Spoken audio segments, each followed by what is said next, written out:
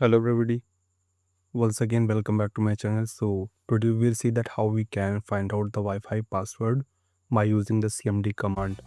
So for that, first we will visit to the cmd command, and here we will type a prompt which will be netshwlan and show profile.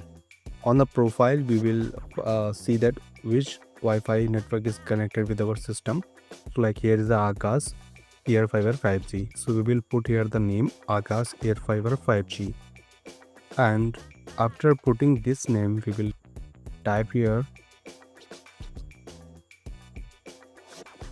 key is equal to clear, and we will hit the enter button.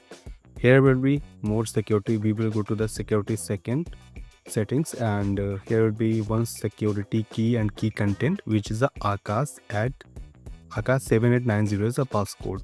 So if you really love this video, so please do thumbs up and do your valuable comment. Thank you. Have a great day.